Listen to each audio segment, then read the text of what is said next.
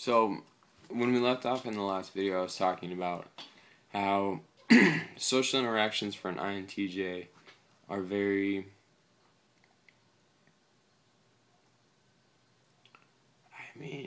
from the perspective, it appears useless, really. I would say that if something is not helping towards one of the areas that you are making a conscious effort to grow in, it just appears irrelevant to what you care about. And you don't care at all. And very much that includes the emotional spectrum. It includes caring in a certain regard. I really feel like it does. I feel like as an INTJ, you feel a lot of pressure to care.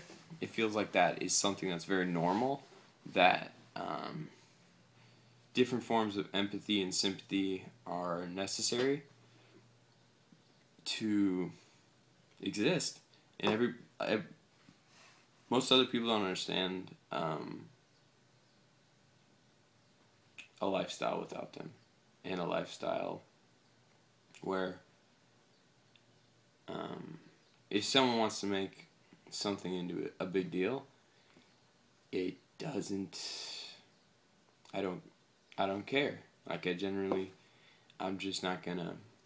I don't really care in any way, and I haven't always been that way, and that's something I'll talk about later. It was just like a shift into, I would say, a deeper form of the INTJ, but for a long time then, I really had to figure out, okay, what was I going to do with social situations? As a young kid, I was extremely introverted. There was no space for me as far as where I was raised, like the school system. It was, obviously it's a giant social extrovert party. And so you kind of you have to figure out how to hide, or how to not get killed energetically, in a sense, because people, if you're not willing to play a certain game, which I call, it's like the extrovert stock exchange, where extroverts walk around all day and kind of perform these subconscious manipulations with each other to exchange energy. So they'll do it by acting like something is a big problem, or something's very exciting, or trying to get you to see a point of view, or whatever.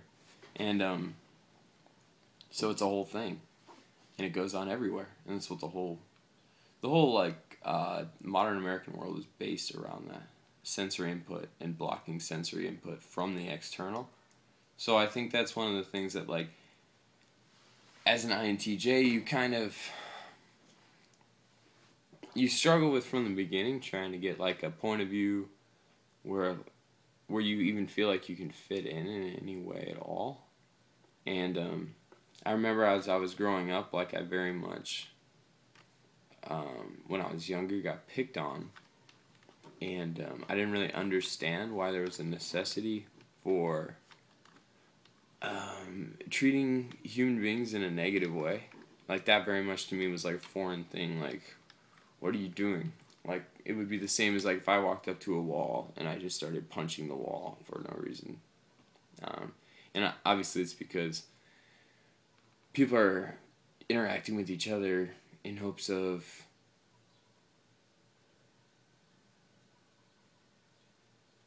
feeling a sense of integration, feeling that they're not alone, and a lot of people are in a shitload of pain. So because of that, they cause other people pain to try to feel, to relate to them. And so as an INTJ, I think there's a lot you have to deal with it's not really your shit, And so I know that for myself, I very much developed a whole persona based around, essentially, like, I was a nerdy kid growing up who cared about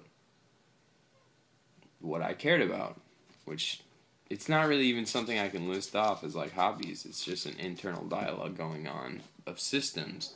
And So in order to make it last in school, it became something where I started to create social systems. And in these social systems, I was contemplating and categorizing the different ways that the popular kids and basically anyone around was interacting with each other, what their insecurities were, what their limitations they were putting on themselves were, what their boundaries were. And I would push people in specific ways to see what their boundaries were, to categorize them more and more. And so then from there, I just built a personality, and that was my social personality that I used all the way up through probably like my second or third year in college. And at some points even forgot that it was something that I had kind of developed and put on.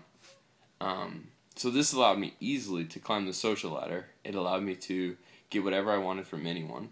It allowed me to do anything. I mean, as an INTJ, doing anything is not a problem. Like, you see something, you understand the systems, and instantly you can watch a professional do something, and you just watch it enough to understand what the systems are, implement it, and boom, there you are.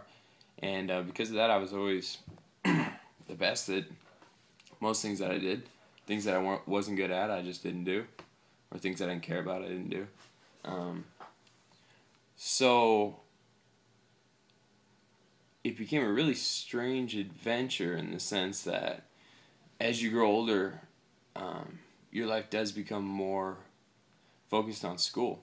It becomes more focused on your social interaction. In your teenage years, that becomes a bigger deal than your mental constructs, than your family, and your studies that you're working on your own.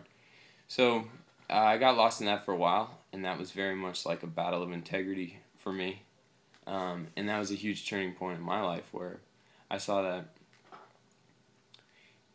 if I was going to understand these systems and no one else was even going to be privy to the idea that they even existed, then there was a serious responsibility on my part to keep my shit in my bubble, I guess is the best way. Because manipulation was such an easy thing that as long as I had a lot of internal pain and felt like I had to get back at people, felt like I had deep desires to control people, felt like I preferred specific outcomes, I would get it, and other people wouldn't. And I watched that a lot as far as what that really meant. Because at the same time, I would get it, but as such a deep introvert, I didn't care that I got it. Whereas other people around me were like, they really cared. Like, they were very, like, their reality hung upon whether something would go in the direction that they had tried to create or not. And so I had like a real turning point. And it was an ultimatum. And the ultimatum was, am I going to take this? Am I going to follow the INTJ path of world domination, so to speak? In the sense of, was I just going to go around and get everything I wanted, and use everyone else's ignorances to my benefit, or was I going to have to find another path?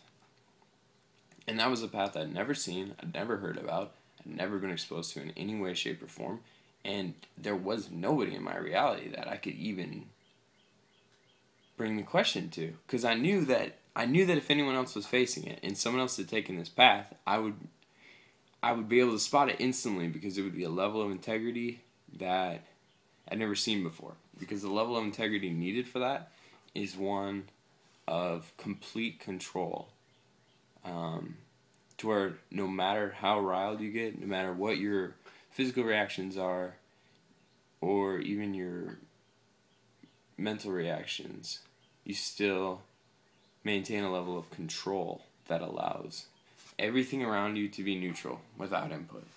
And looks